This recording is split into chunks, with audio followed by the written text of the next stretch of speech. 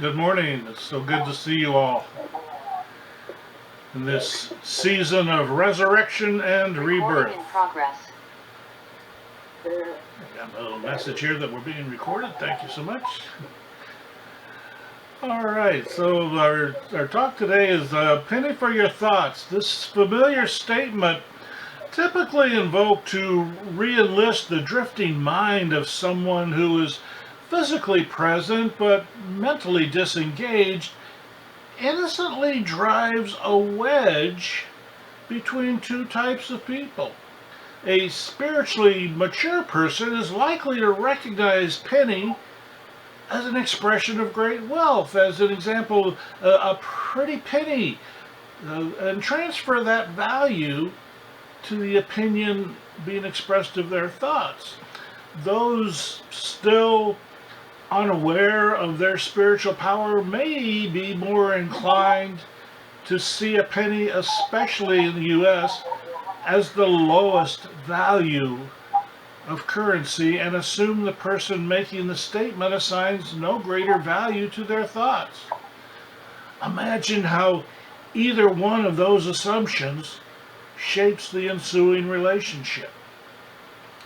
Ernest Holmes writes in the Science of Mind textbook that the universe is impersonal. It gives to alike to all. It is no respecter of persons. It values each alike. Now, many traditional religions miss this point and commit what I call the original sin of contradicting their own definition of God. If God is the creator of all we can see, all we can imagine, and everything beyond, if God is all there is and everything is created from the one God, how can we be anything but expressions of the one? Expressions of God. We are not created by a standalone God using materials and energy that is separate from God. We are made of God's stuff, energized by God's stuff. We are God's stuff, and no one of us can be favored by the universe that is God any more than we can look upon our hand and think one of our fingers is better than its neighbor.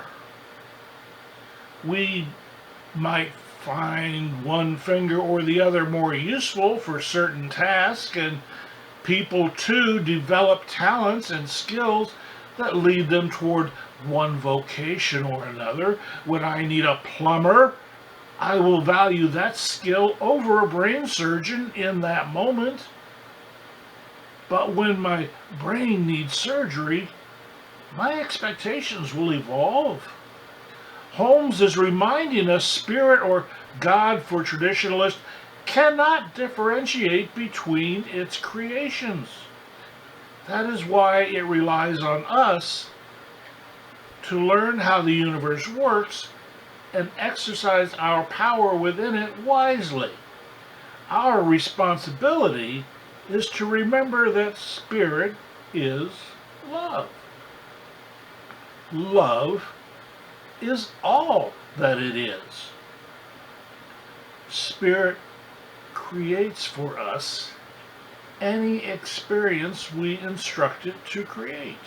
We instruct spirit through our beliefs, not the words we say that we think others want to hear, but our true, honest, subconscious beliefs.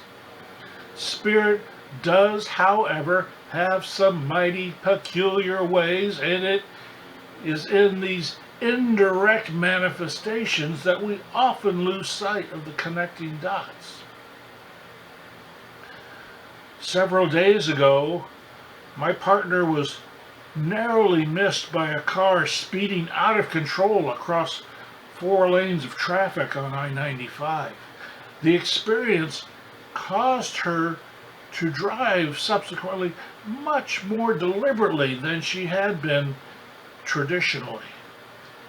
And later, a few days later, she was stopped at a red light and left a much greater distance between her and the car in front of her than she normally would have, probably most of the time in the past.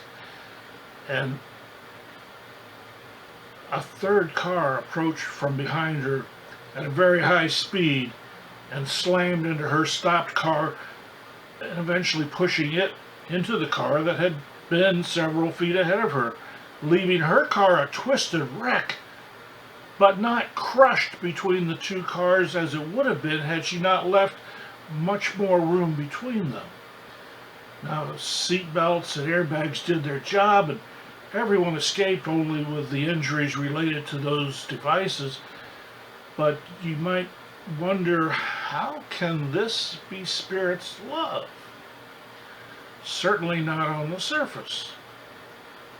But Spirit had sent a warning. And my partner subconsciously, because she's a spiritually aware person and practices her spirituality religiously, shall we say, the message subliminally got into her, and she recognized it, not consciously, but subconsciously, and it moved her feet, as we say in religious science teaching, that in the form of adjusting her driving habits, which in turn minimized her injuries and those of the people in the other cars. Now, the following day, while dealing with the aftermath of the crash, we treated ourselves to a meal at a favorite beanery we had not been to since before COVID, but it was in the neighborhood, and we thought, let's stop in there. We always enjoyed that. Well, as it turned out, the kitchen burned my daughter's pizza and misread the size of the salad that I had ordered. But the waitress immediately recognized the error and ordered a second pizza to be prepared immediately and brought me the correct size salad. So at the end of the day, we had extra food that would feed us through the following day at no additional cost. We hadn't asked for it, but it had been delivered magically, if you will. Extending our treat to ourselves, we walked from the restaurant to the neighboring donut shop to indulge our collective sweet tooth. And along the way, we appeared what appeared to be a displaced person sitting on the curb outside, and my partner decided one of our donuts would be gifted to him as we returned. Now we got into the shop, and another customer was there and was having a heated discussion with the staff over the wording of an advertisement he thought had entitled him to a second dozen donuts for free, and it just wasn't going to happen that way. And so he got angry and he stomped out, leaving his order behind. And so then the manager quickly filled our order, as we'd been waiting for several minutes, and handed us one of the abandoned boxes and gave it, which allowed us to then not give just one donut to the man on the curb, but several that we bagged up for him and left just as we walked by, and to say, here, enjoy. And then the next day, when we went to rent the car for my partner so she could continue seeing her clients, the rental car location did not have the car that had been reserved by the insurance company. And of course, the insurance company had reserved the least expensive car on the lot, of course, and it simply wasn't there. And the rental company said, fine, we have a very nice van, a minivan type of thing, and we'll let you have it. No charge, or just what the insurance is willing to pay. So we were upgraded to a very nice substitute. Again, Spirit manifesting in nice ways.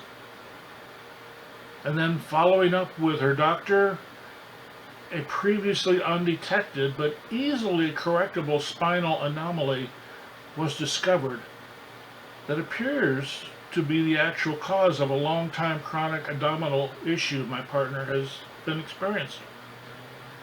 Now, some free food and a chance to treat a perfect stranger to some donuts may seem a poor trade for perfectly good car, but add in the chance to cure a chronic pain, and the light starts to dawn on spiritual intervention. It looks more like a pretty penny and less like a penny's worth. Holmes writes again in the text that in many respects the Christian Bible is the greatest book ever written and does truly point a way to eternal values, but it is only one explanation and cannot be considered the only light on religion. Understanding, you see, that our freedom, our creativity, and our wealth flows through us because we are expressions of the whole. We are not blessed or cursed. We are because we are creations of the one. We are not slaves to God. We essentially are God. It is not for us to worship God, but to understand God and treat its creations, ourselves, with the respect we have been told to reserve for God. Our value is not in who we are or how we are made. Our value is in what we believe about ourselves and by extension what we believe about others. To believe we are made in the image of God, we must afford ourselves and our fellows the devotion of God. Holmes continues, God reveals himself directly through the Son. The Son reveals God when he realizes that God is already within him. This understanding would not produce an undue conceit, nor would it set man in the temple of God as God, but would place a true estimate of value on the life of man. Now, pre-woke language aside, Holmes is pointing out to us the story of Jesus is the revelation that we are this God stuff. Jesus is the Son of God, thus God, and also living among humankind as a human being, thus one of us. In mathematics, if A equals B and B equals C, then A equals C. Thus, in spirit, creation equals creator. Holmes again, there is no medium between God and man. Nothing between life and living, between heaven and hell, but an idea. But an idea has no real value until it becomes an experience. Excuse me. The whole teaching of Jesus is to have faith and to believe. He placed a greater value on faith and belief than any individual who has ever taught spiritual truth. We are to believe in ourselves. We can teach ourselves to dismiss the opinions of others about us. Ask yourself if that person knows as much about you as you do. Without making excuses for ourselves, we know there are reasons for the choices we make that others are not aware of. And we can teach ourselves that making a poor choice does not make us a lesser person. It might even make us a wiser person. John Bigelow writes in We Are More, as we begin speaking and behaving in a manner consistent with how we see ourselves and how we want to be seen, a shift happens. Without being rude, we will remove ourselves from those environments not uplifting to our spirits and toxic to our well-being. Continuing not in some vain and overinflated way, but in a manner that encourages and supports others to express their greatness as well. John's reminding us that when we value ourselves, we automatically begin to value others more truthfully. When we begin to see our own value as unrelated to the value of those around us, we stop seeing winners and losers. We see everyone winning. Now that's my 2 cents worth. I trust they have value for you.